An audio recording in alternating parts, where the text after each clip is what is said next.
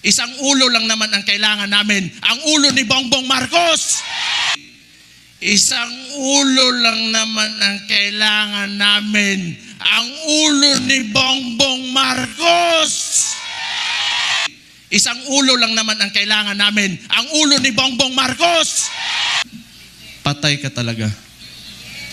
Mag-ingat kayo. Ayan pa, may isang isiraulo si Attorney Harold Respiso. Sabi ko nga nakita ko tong gago na ito, sabi ko, puta, hindi lang pala ako ang siraulo dito, may kasama na ako. Wala yung isang siraulo din, si Kiko Barzaga. Pero pag I want to talk to the younger people in the cameras. Subaybayan niyo yung mga bata na yan, yung mga tao na yan. They are the future of Philippine politics.